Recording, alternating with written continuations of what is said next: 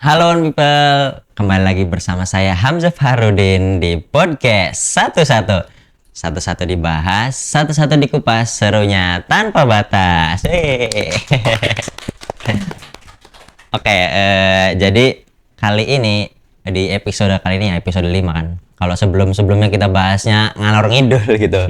Nah, kali ini kita akan lebih berfokus ke mata kuliah kita dan jurusan kita gitu yaitu KPI. Nah, spesialnya podcast kali ini yaitu kita sudah mendatangkan narasumber yaitu Pak Arif Aji Emsos. Tepuk tangan lo dong buat Pak Arif. Jadi untuk one people semuanya yang belum tahu kalau Pak Arif Aji ini adalah seorang dosen saya juga gitu di KPI. Nah, kita tuh bakal nanya-nanya nih tentang bagaimana sih prospek kerja dari jurusan kita gitu, kemudian perjalanan lika-liku pasti kan setiap orang beda-beda. Nah, kita dikhususkan kepada sudut pandang dari dosennya gitu. Nah, bagaimana kabarnya Pak Arif? Alhamdulillah sehat. Alhamdulillah. Gimana Mas, sehat juga? Sehat juga alhamdulillah. Perjalanan dari sini lancar? Lancar, agak gerimis-gerimis Gerimis. gitu. Alhamdulillah nggak sepanas biasanya. Iya, kemarin panas banget ini. Udah lumayan enak ini hujan ya, adem. Adem. Terima kasih udah bisa datang ke podcast ini gitu, menyempatkan gitu ya. Luar biasa. Oke. Pak Arif kan dosen ya. Bagaimana rutinitas menjadi dosen selama ini, Pak? Lancar-lancar. Alhamdulillah lancar dengan banyaknya kegiatan-kegiatan yang saya lalui ya. Lancar, kemudian dengan biasalah makin materi, kemudian bagaimana mencari pengalaman-pengalaman yang bisa diceritakan ke mahasiswa. Dengan kegiatan-kegiatan saya yang sebagai ayah baru, itu Alhamdulillah. Kalau boleh tahu cewek apa cowok tuh, Pak? Alhamdulillah cowok. Alhamdulillah. Nah, saya seimbangkan lah antara kegiatan di rumah dengan kegiatan di kampus seperti itu. Ya dibilang lumayan pressure ya, lumayan pressure, cuman ya jalanilah. Tentunya lebih pressure dari sebelum punya anak dong, Pak ya. Wah, pasti. Pasti lebih pressure dari sebelumnya. Biasanya malam tidur nyenyak, ini harus 3 jam bangun gitu. Tapi alhamdulillah saya bisa mengimbangkan itu semua. Kan saya udah belajar juga di KPI kan. Bagaimana psikologi komunikasi itu dibangun gitu. Manajemen waktu gitu ya. Manajemen waktunya. Udah. Makanya saya tuh sering ke teman-teman ketika kalian kuliah itu selain memang belajar teori-teori komunikasi, psikologis yang dibangun juga harus mapan seperti itu. Karena nanti ketemu di dunia kerja maupun di dunia kehidupannya itu dipakai banget gitu tuh. Dipakai banget. Terutama ya saya alami sekarang. Wah, ternyata iya. Kata Pak Basit seperti ini nih, kata Pak Bapak Ibarmawan seperti ini gitu. Dan itu baru dirasakan sekarang. Dan berpengaruh banget ya, Pak ya. Kalau masa kuliah, bila saya bilang nggak ngaruh lah gitu kan, nanti masih lama gitu kan. Tapi ketika saya sudah di fase sekarang itu memang merasakan banget gitu kan. Jadi pas kita masih kuliahnya mah kadang menyepelekan ilmu tersebut ya. Iya, bikin santai lah ya, teori aja lah gitu kan. Belum bisa dipakai gitu kan. Tapi setelah udah rumah tangga ataupun kerja mandiri gitu ya, udah ngerasain banget gitu tuh. Bagaimana pengelolaan emosional kita biar kita nggak stres banget gitu tuh, nggak depresi banget gitu tuh. Ternyata psikologi komunikasi berfungsi di situ, berperan di situ. Berperan ya, Pak ya. Iya, itu. Nah, untuk Bapak kan alumni ya, bagaimana tuh perjalanan dari masih mahasiswa sampai setelah lulus sekarang gitu menjadi dosen? Lika-liku apa yang dihadapi gitu? Bagaimana tuh, Pak? Wah, saya masuknya agak lempeng, Lempeng. agak lempeng gitu. Enggak neko-neko ya, Pak berarti? Enggak neko-neko. Tapi ya nggak lempengnya itu paling yang nggak fokus pada satu bidang saja gitu tuh. Kalau dibilang nggak neko-nekonya di situ. Neko-nekonya ya berarti ya neko-nekonya di situ. Perjalanan saya kuliah S1 kayak kemudian dilanjut S2. Kemudian ya alhamdulillah walaupun kita mengalami ini ya krisis COVID itu ya luar biasa kan. Tapi saya bisa menghadapi itu. Ya alhamdulillah. COVID itu di pas S1 berarti S2. ya? S2 ya? S2, saya S2. Paling nggak menyenangkan di situ. Saya harusnya punya pengalaman banyak di S2 dengan penelitian-penelitiannya. Tetapi karena qadar Allah ya, memang ada COVID ya. Saya hanya belajar tatap muka itu cuma 3 bulan. Iya, 3 bulan, kemudian kesananya COVID. Dah, kalau di Tegal itu kan lockdown, jadi akses kemana-mana nggak bisa, keluar aja nggak bisa gitu tuh. Jadi mau nggak mau ya sudah gitu tuh. Yang kedua, pressure waktu COVID itu kan luar biasa banget gitu tuh. Jangan nanti ketemu orang sakit, ketemu Sakit orang ketular dan sebagainya gitu tuh. terus. Ayo fokus di rumah gitu tuh. Ya, alhamdulillah. Kalau bilang perjalanannya saya masuknya yang lempeng mas. Jadi Iya. enggak.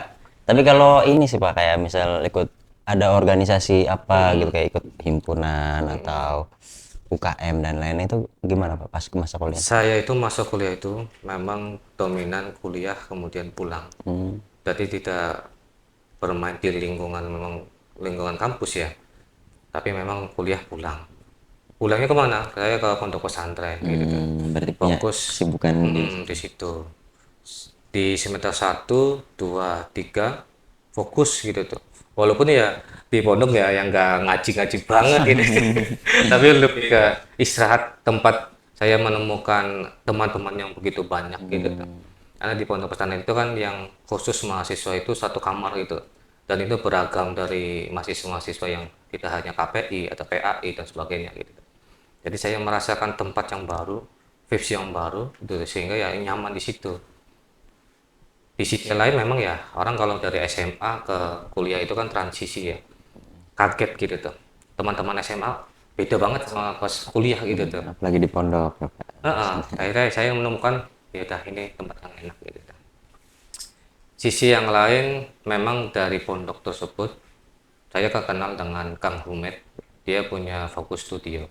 Kang Humet ini siapa? Kang Humet itu adik dari pengasuh pondok pesantren gitu tuh. Jadi memang spesialis memang di dunia itu, dunia media seperti itu. Terutama di wedding ya. Saya mulai dari semester 3 itu ngikut beliau. Jadi di pondok, ini bagian dalam, bagian luar itu depan, itu satu ruangan khusus buat studio. Jadi bekasnya warung sebenarnya, bekasnya warung. Tapi di dalamnya didesain untuk studio gitu tuh. Nah saya di situ, lebih nyaman di situ. Belajar editing. Itu gratis itu Pak di situ. Ya gratis, gratis gitu tuh. Masya Nah Allah. jadi akhirnya pondok hanya tempat untuk singgah. Saya lebih banyak di situ gitu tuh. Gitu. Kalau sudah nggak ada, kalau ada job memang keluar. Kalau nggak ada ya di situ. Kalau ada job saya memang ngikut beliau gitu tuh kemanapun acara wedding. Itu kalau boleh tahu dapat gaji itu Pak. Enggak. Saya nggak mungkin ya minta gaji kan ke adik pengasuh kan itu. Adik pengasuh. Tapi memang nilainya berharga banget gitu tuh. Saya bisa tahu dunia media di situ. Ya, berarti termasuk kuliah sambil kerja. Iya, termasuknya gitu tuh. Daripada saya hanya sekedar main-main aja gitu tuh. Ya memang banyak relasi, banyak pengetahuan yang didapatkan dari situ. Tapi nggak yang bermanfaat banget gitu tuh. Ketika saya mengikuti satu tadi Kang Humir itu tuh ya, studio gitu tuh. Dia dapat pengalaman bagaimana cara mengedit, kemudian bagaimana nantinya. Saya megang ini nih HD. Ketika acara itu, Mas pegang gitu tuh. Ya udah pegang. Shoot ke sana gitu. Ya sudah gitu tuh. Jadi saya dapat ilmu tentang ini ya, kamera dari beliau, editing dari Pengoperasian beliau, juga. pengoperasiannya dari beliau semua gitu. Nah, ketika misalkan acara-acara di pondok saya sendiri, ya dilibatkan seperti itu. Sisanya ya dah main-main seperti umumnya orang aja. Ya karena kita fokus ke kuliahnya ya Pak. Iya, Berarti ya. gitu. Amanah juga kan Aman. kuliah. Kalau misalkan di dunia kuliah sempat ikut divisi lensa, cuman tadi ya karena ada ikatan aturan di pondok yang harus jam 5 ya harus sampai di pondok pulang ya pulang gitu tuh. Sedangkan kalau divisi itu kan biasanya sampai sore banget gitu tuh. Berarti kalau saya telat pulang berarti saya kena hukuman tajiran gitu tuh.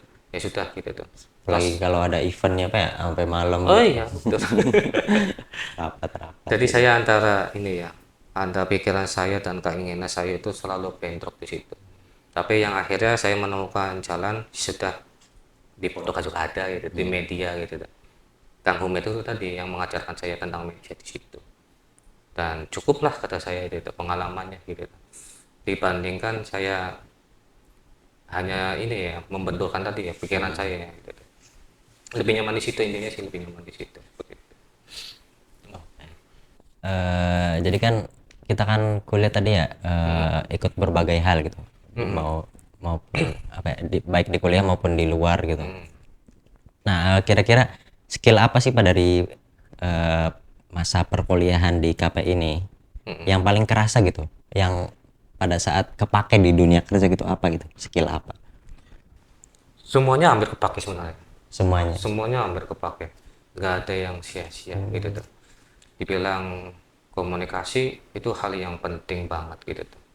Nyatanya ketika kita berbicara komunikasi kan kita berbicara tentang manusia. Dan kita selalu setiap hari gitu tuh.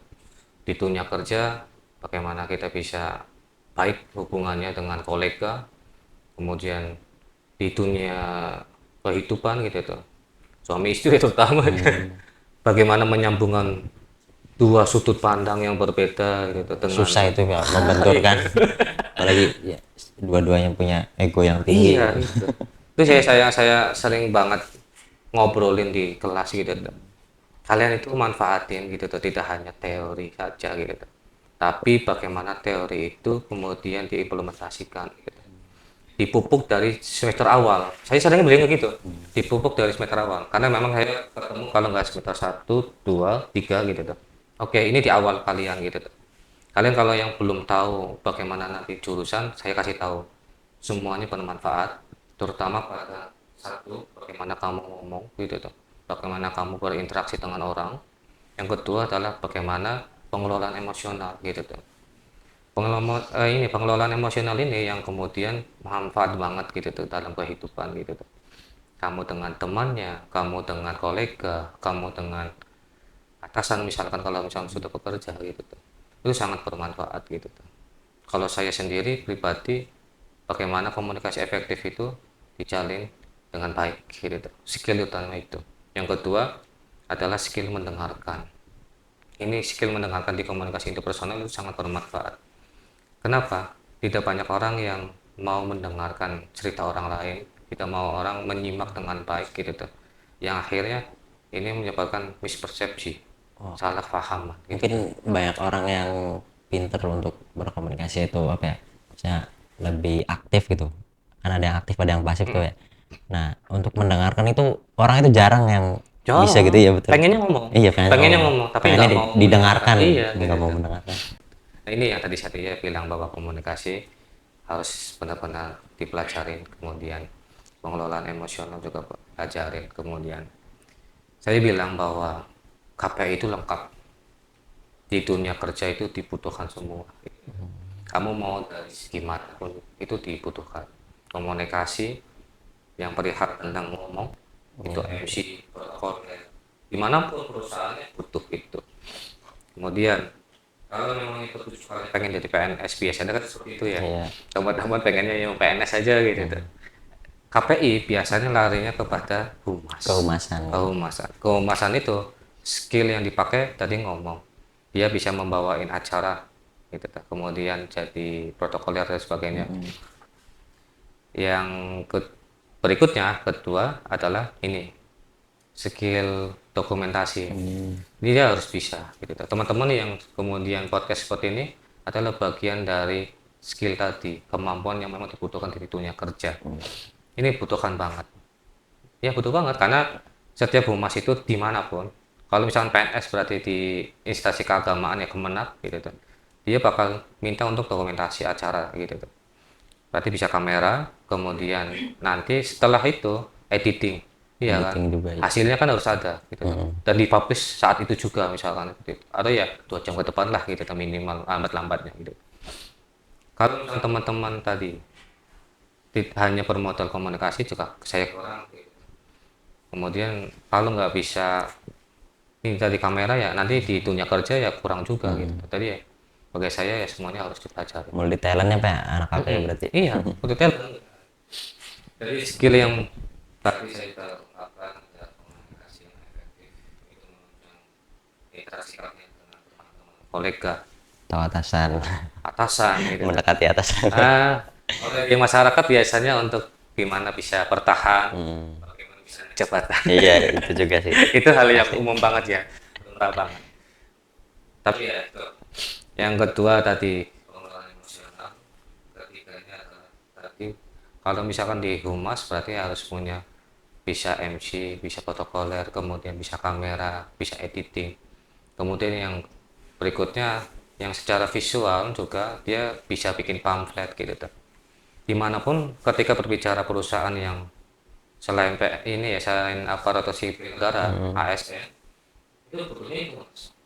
Kalau nggak punya kemampuan itu nggak kepake.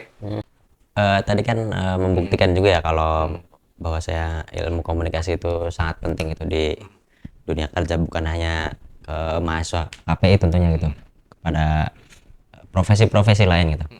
Nah, apakah momen-momen tadi itu menjadi di momen mana nih Pak yang menurut Bapak sampai apa ya, kayak ini momen-momen yang bikin Bapak kayak turning pointnya tuh, yang bikin Bapak kayak yakin kalau Bapak untung saya ambil KPI gitu.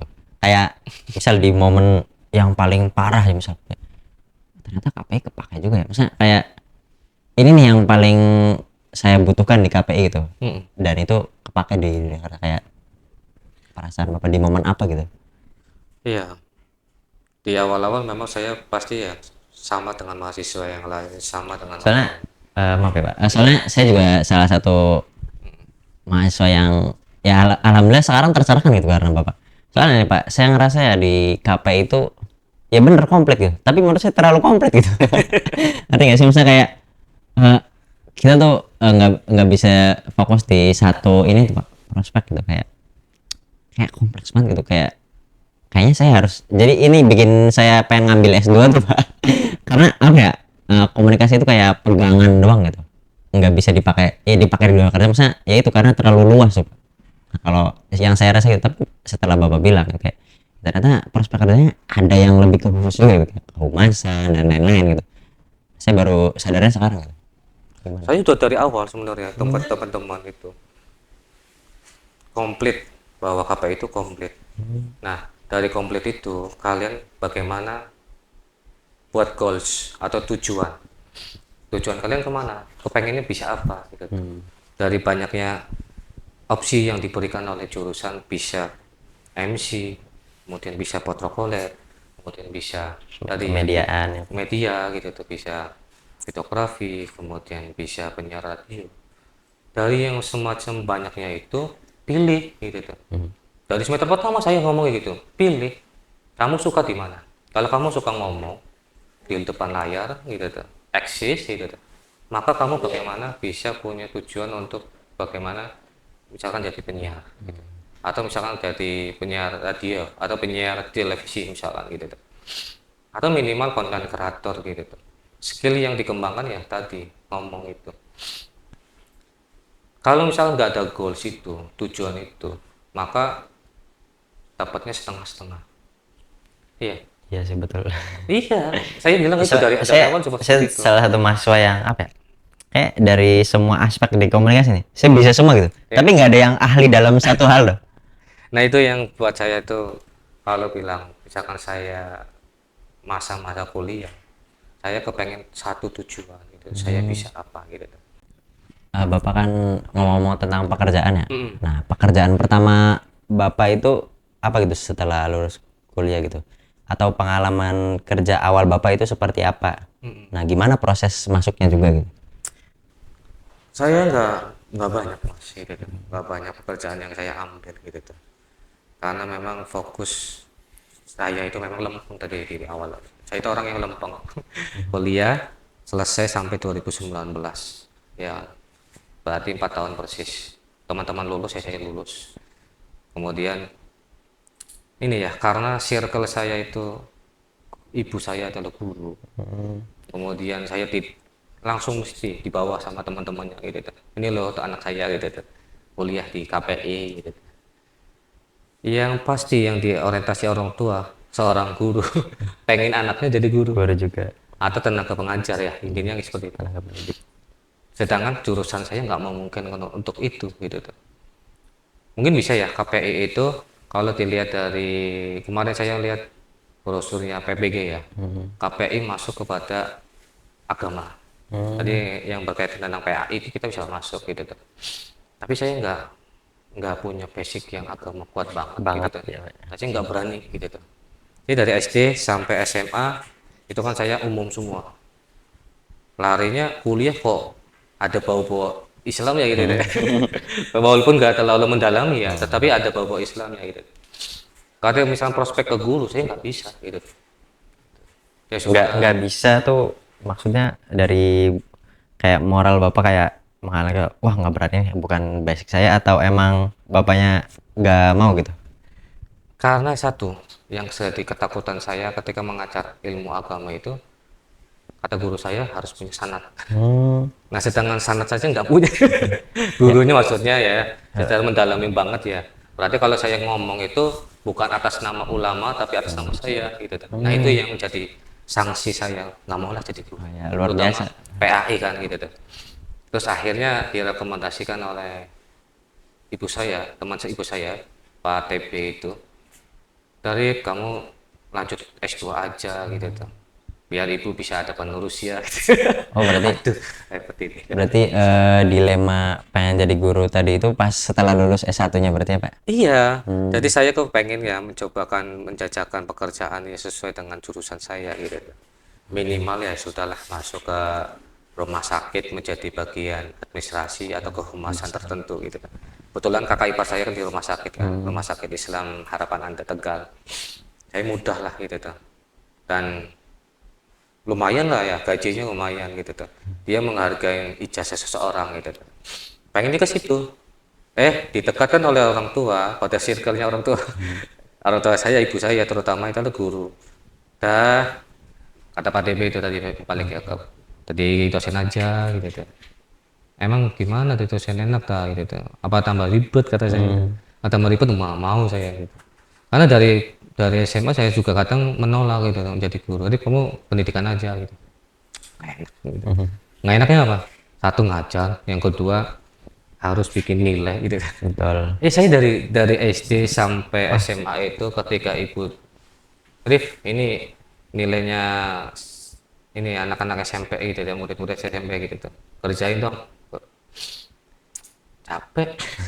Kalau misalnya saya jadi guru aduh capek Ya gitu. fenomena yang saya lihat juga, ya walaupun saya bukan tenaga Iya. pendidik ya, tapi ya udah umum gitu. Bahwasanya jadi orang-orang yang bercita-cita jadi guru ini saya kasih lihat gitu. Karena karena pertama di Indonesia terutama kan yang nggak kurang dihargai gitu. Iya. Guru kayak dari segi gaji dan lain-lain. Soalnya guru ini bukan cuma kita memberikan ilmu, tapi kita juga udah kayak ngasuh anak tuh, Pak. Iya. Apalagi yang masih SD dan lain-lain, kan kadang kalau kita pendekatan salah dan lain-lain, kita yang kena gitu. Kita juga jadi guru moral gitu, bukan hanya menjadi pendidik kan. Mm-mm. Berat Ya, juga tuh. guru gugu dan ditiru kan seperti itu. Dan itu ya pasti satu kita harus bagaimana bisa membenarkan moralnya anak-anak gitu tuh. Mengajarkan ilmunya, kemudian menata kehidupan selama di sekolah Iya. gitu. Di sisi lainnya memang saya tadi yang konsennya nggak mau dengan administrasi dengan nilai-nilai yang begitu banyak gitu. Makanya dari SD sampai SMA saya udah terbiasa sama pekerjaan ibu saya gitu tuh, sebagai guru kan gitu. Nah mau lah gitu tuh. Terus saya nanyakan ke Pak TB, gimana Rif mau jadi dosen? Alhamdulillah pikir-pikir gitu tuh. Tapi pulang dari itu ibu saya neken terus gitu, ayo S2 aja gitu tuh. Ayo saya bayarin gitu tuh. Apa mau cari beasiswa dulu gitu tuh.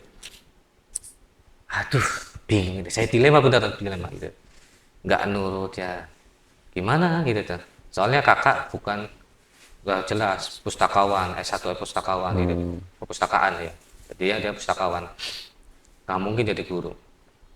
Saya ya yang paling dekat dan umurnya memang ya sudah jarak dengan ke orang tua kan itu lumayan ini ya. Atau kasihan ya nanti kalau misalkan nggak diturutin orang tua udah tambah tua gitu tuh. Maka saya harus nurutin gitu. Ya sudah akhirnya mau nggak mau jadi dosen gitu melalui saya kuliah lagi di S2 seperti itu. Dorongan paling besarnya dari orang tua berarti ya, Pak? Iya, Nah, S2. ini nentuin kamu circle-nya di mana. Kalau kamu circle-nya sama orang tua pasti tekanannya di situ. Pendidikan. Pendidikan gitu. Kalau kalian orang tuanya guru, nah, saya kan anak ibu saya seorang guru IPS di SMP 17 Tegal gitu. Dan saya ditarik ke situ akhirnya mau nggak mau jalannya itu. Makanya saya bilang mas saya lempeng kan mas gitu tuh. Dari S1 lulus kemudian lanjut kuliah di 2019 juga, berarti November udah mulai kuliah saya gitu tuh.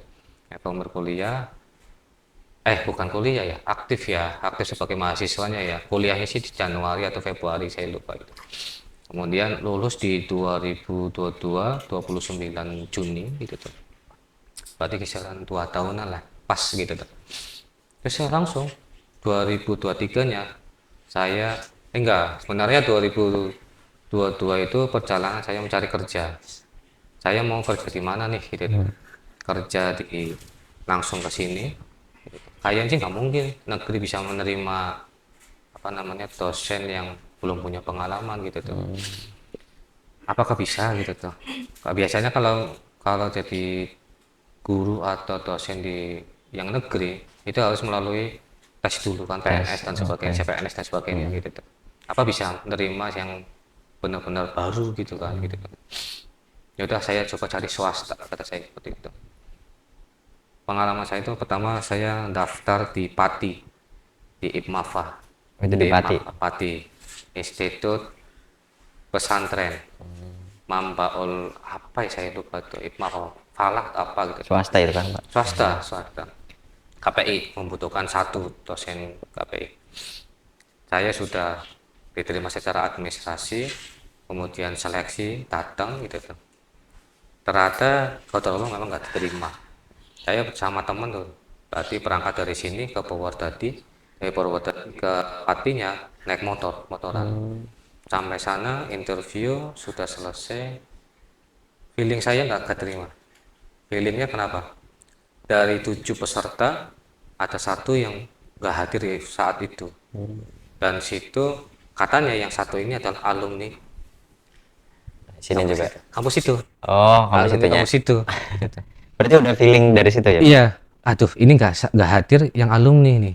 Jangan-jangan ini formalitas saja. Ah, iya. Iya benar. Apa-apa. Di dunia kerja itu ya, secara memang udah rahasia umum ya. Rahasia umum sih. Biasanya yang alumni, yang punya kedekatan, yang punya relasi, itu yang bakal diterima.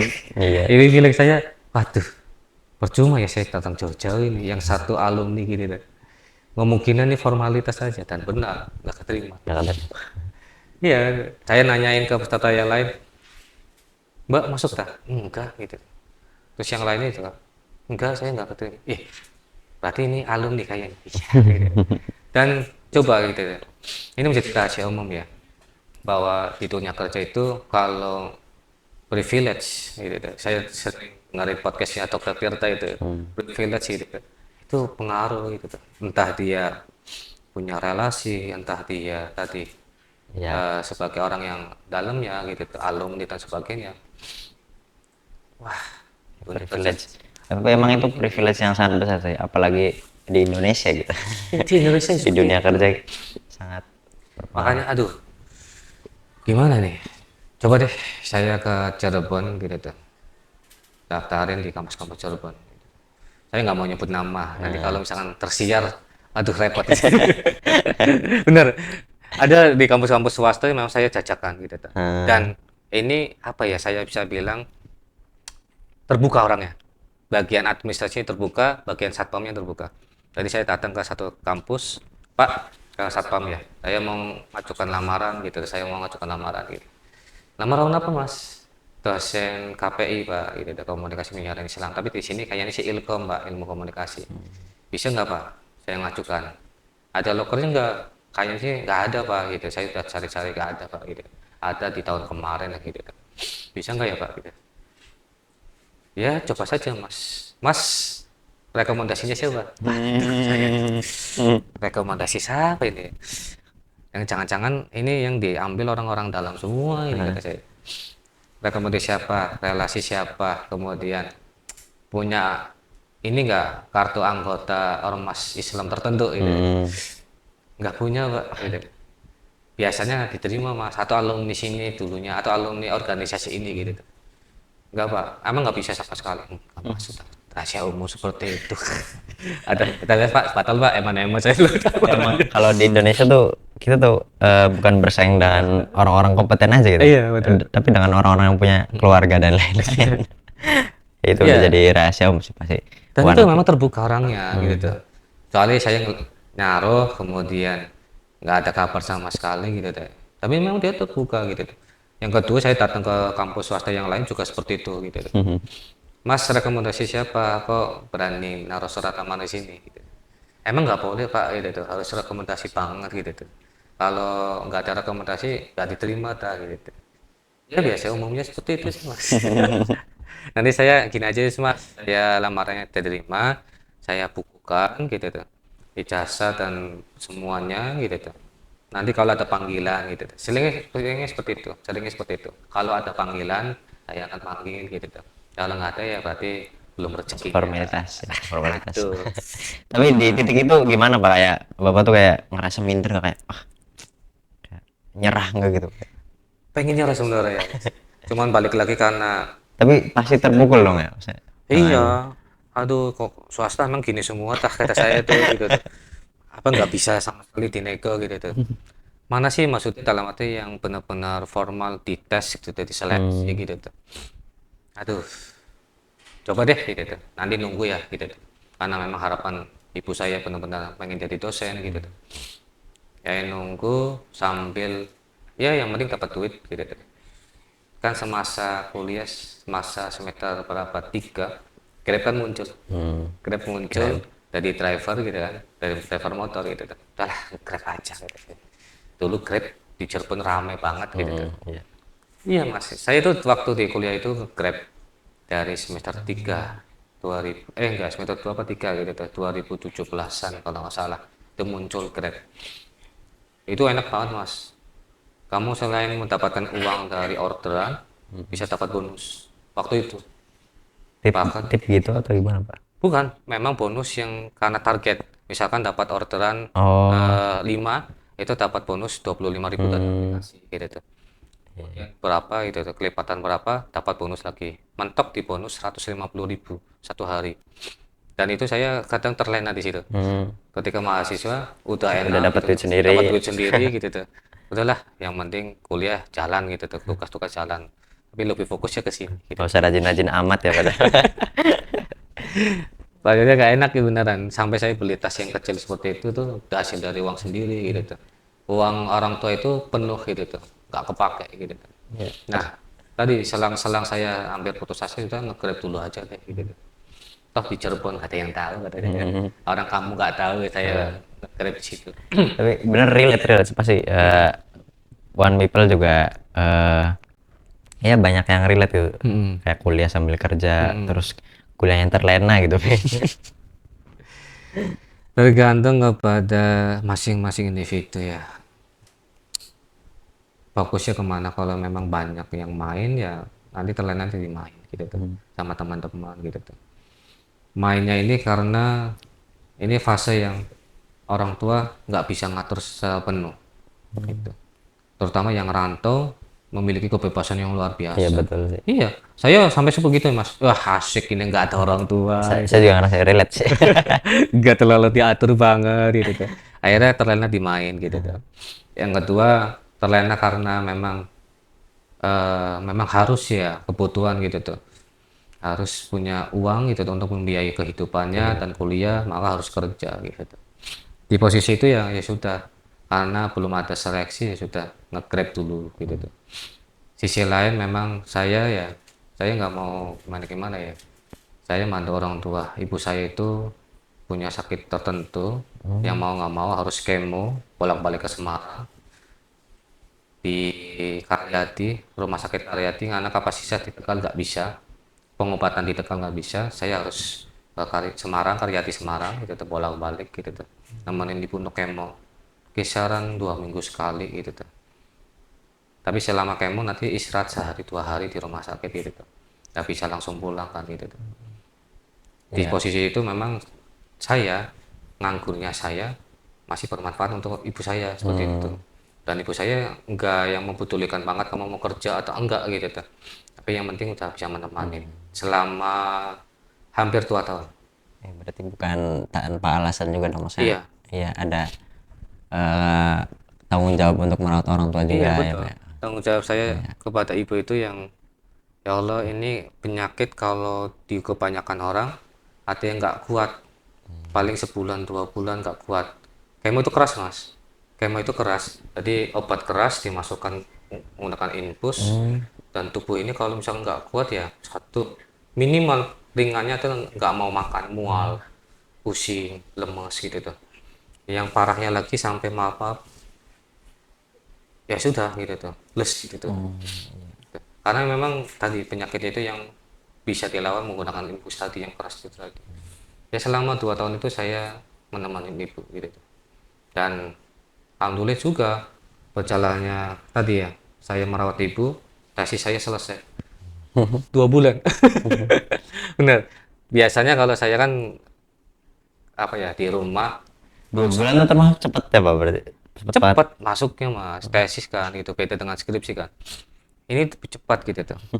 Biasanya ya sudah saya 1 minggu kerjain, minggu berikutnya enggak. Meskipun dengan kondisi tertentu seperti Iya, itu ya Pak ya? santai gitu, nggak ada tekanan, nggak ada pressure gitu, seperti itu. Tapi karena ada pressure, mau harus selesai, mumpung ada di Semarang, saya nemenin ibu di Semarang, selesaikan gitu. Iya kan, Tegal Semarang kan jauh kan, Jauh. 2 jaman kalau naik kereta 2 jam setengah gitu. Maka kepentingan saya ngerawat ibu, saya juga menuliskan tesis gitu. Dan alhamdulillah 2 bulanan selesai bimbingan, revisi. Gitu. Itu hal yang sulit sebenarnya. Ya nggak semuanya tadi. nggak Mumpung kata saya itu gitu. nggak kerasa nih Pak udah 30 menit. Wah, Seru banget soalnya. Ya mungkin langsung ke pertanyaan terakhir tuh yang tadi Bapak bilang banyak gitu. Nah, eh satu nasihat jujur nih Pak buat mahasiswa KPI ini, buat one people yang nonton mungkin supaya lebih siap menghadapi dunia kerja setelah lulus itu bagaimana? kalau lulus bagaimana? Mm-mm. Ya tadi saya dari awal gitu tuh. Dan saya salah satu orang yang nggak mau diem ketika teman-teman itu cari kerjaan susah gitu tuh. Cari kerjaan susah gitu tuh. Maka dari awal saya diamanahkan mendapatkan semester 2, semester 3. Minimal ya kalau saya kali Mahfud adalah membagikan kebaikan gitu kepada orang lain ya. Tawa kan membagikan kebaikan kan gitu kan. Melalui apapun kan bisa kan gitu. Kebaikan saya yang pengen diutarakan ke teman-teman, kamu mau jadi apa? Gitu tuh. Mau jadi apa? Kalau kamu nggak punya minat, bakat yang didalamin dari sekarang, nanti di semester akhir kalian akan bingung mau lari kerjaan kemana, yang seperti apa gitu tuh. Sedangkan KPI itu banyak banget gitu tuh. Kalau misalkan didapatkan semua, dapatnya setengah-setengah gitu tuh. Beneran. Gitu tuh. Apalagi yang nggak Benar terbukti ya. apalagi yang nggak sama sekali dalam artian nggak ya sekolah ya mending formalitas saja lah, kuliah kok formalitas saja gitu. Tambah susah cari kerja gitu tuh. Betul. Makanya minatnya di mana, jadi penyiar radio berarti harus mendalami teori di kelas, kemudian cari relasi di luar yang bisa belajar gitu tuh. Misalkan kamu punya relasi di radio mana gitu ya, kamu belajar di situ, kamu dalamin gitu tuh. Misalkan belum sama sekali nggak mendapatkan relasi, belajar di kaca gitu tuh. Setiap pagi, setiap saat kalau misalkan ke kamar mandi ya. Tapi ya kalau bisa sih di luar kamar mandi kacanya ya, jangan di kamar mandinya gitu tuh. Makruh kan kalau lama di kamar mandi kan. Iya. Ngobrol ngobrol itu. Selamat pagi gitu tuh. Perkenalkan nama saya Aji gitu tuh. Saya akan membawakan acara. Padahal ya hanya untuk belajar aja gitu tuh. Masa Nah, skillnya gitu. mengasah skill komunikasinya gitu tuh, kecakapan ngomong yang nggak biar nggak belibet gitu tuh, biar nggak juga. Kemudian satu hal yang paling susah di komunikasi adalah mengkontrol rasa takut. Ya saya bilang kayak gitu, mengkontrol rasa takut yang kemudian ini, kamu walaupun kamu punya keahlian yang gede, yang mapan, ketika rasa takutnya dominan, ngomong di mana aja nggak bisa. Iya, makanya ini kamu harus bisa ngomong nih di kaca nih gitu tuh. Kamu bisa ngomong gitu tuh. Kalau misalkan di hadapanmu adalah audiens yang banyak, beragam dari yang pinter sampai yang biasa aja, yang awam gitu tuh. Orang-orang itu nggak terlalu melihat background kamu seperti apa, latar belakang kamu seperti apa. Yang penting kamu bisa ngomong di depan. Salah benar itu orang nggak tahu gitu tuh. Yang penting ngomong gitu. Itu udah. Tapi di awal dari tadi belajar di kaca itu. gitu tuh. Kemudian menumbuhkan bagaimana rasa takut itu harusnya bisa dikontrol. Iya, benar, rasa takut berawal dari kira-kira yang membuat orang itu mencemooh saya itu apa. Misalkan kalau ngomong itu salah, nanti kamu diketawain. Berarti kamu harus punya konsep di dalam diri kamu bahwa ketika salah ya sudah hal yang wajar, yang lumrah gitu. Maka nggak usah takut salah gitu. Ngomong di cermin gitu, nggak usah takut salah, bahwa ya sudah, normalnya orang salah ya sudah gitu. Berarti kita ngomong di depan umum di salah satu langkah besar kita untuk melawan rasa takut ya Pak ya, berarti Iya, benar, benar. dalam hal apapun gitu. Hal apapun, ketika kamu jadi MC, ketika kamu disuruh apapun ya, misalkan ceramah atau sebagainya, tahlil misalkan paling ringan di masyarakat gitu tuh. Rasa takut gitu tuh. Nah, rasa takut ini yang kemudian kamu harus pelajarin dari ngomong dengan sendiri ya, intrapersonal, ngomong dengan diri kamu, berpikir dengan diri kamu, mendalamin perasaan kamu bahwa rasa ketakutan ini di mana, kemudian solusinya apa. Kalau salah, semua orang pasti bisa salah. Nanti besok diperbaiki. Semakin banyak jam terbangnya nanti juga bisa hebat sendiri, bagus sendiri seperti itu. Tapi saat ini sebelum saya terjun, saya harus itu tadi, ngobrol dengan kaca, memperbaiki konsep diri, kemudian mengkontrol rasa takut, rasa malu. Kalau sudah terbiasa, nanti ketika di lapangan ya santai gitu, seperti itu. Itu. Dan teman-teman, saya kira tadi kelemahannya adalah nggak punya tujuan. Iya betul sih, itu banyak. Nggak punya tujuan, akhirnya setengah-setengah. Ketika kerja bingung gitu tuh, prospeknya gimana gitu tuh. Itu banyak. Ya kayaknya bukan saya doang sih. Tapi Bapak ini dong berarti terbuka ya untuk misalnya mahasiswa KP ini, terutama kayak konsultasi ke Bapak gitu ya untuk Jadi saya selalu terbuka Terbuka di ya. kelas, di luar kelas gitu tuh. Apa yang harus dilakukan ketika kerja gitu tuh. Ini saya satu lupa adalah bagaimana kamu cari tempat-tempat yang bisa mendapatkan sertifikat pelatihan. Karena di satu pekerjaan itu bukan satu ya, banyak ya.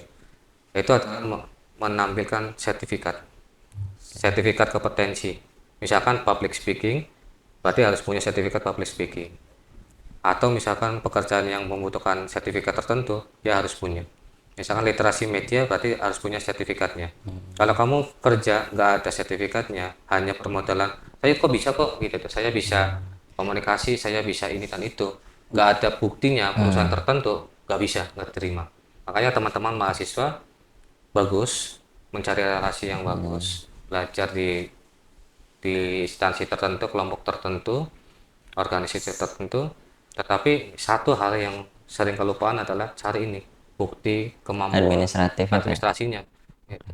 Maka ketika kerja, orang selain hanya tadi ya tahu dari interview, dibuktikan dengan itu. Ya, berarti di samping skill kita juga harus diperdalam, tapi administrasinya juga Administrasi harus juga lengkap ya Pak.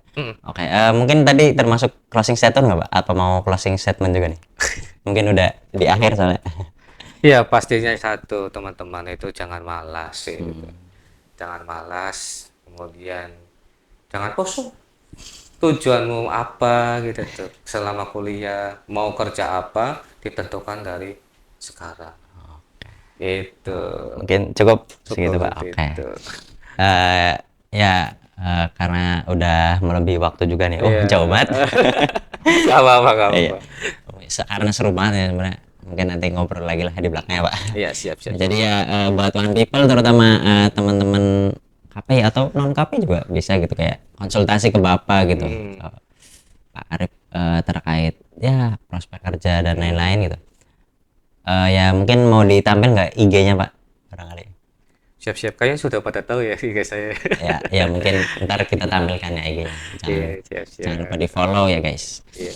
Ya, anyway, terima kasih ya Bapak udah menyempatkan waktunya. Wah, luar biasa sekali, banyak nasihat-nasihat dari sudut pandang yang jarang ke highlight gitu Iya, di betul. podcast lain. Terima kasih sekali lagi. Ya, terima kasih juga saya sudah diundang di acara ini Ya. gitu. Bisa berbagi pengalaman gitu. Kalau ilmu nggak seberapa, tapi kalau pengalaman ya lumayan aja. Guys, luar biasa. Oke, one people, jangan lupa juga untuk like, komen gitu untuk bahas selanjutnya apa lagi, dan juga jangan lupa share biar teman-teman tahu gitu, terutama teman-teman yang KPI ya, biar tahu gitu, share ya. Mungkin itu aja, kurang lebihnya mohon maaf. Dari saya Hamzah Farudin undur diri, dari Pak Arif aja juga mohon maaf apabila ada kesalahan. Ya jangan lupa tonton terus podcast satu-satu dibahas, satu-satu dikupas, serunya tanpa batas. Dadah.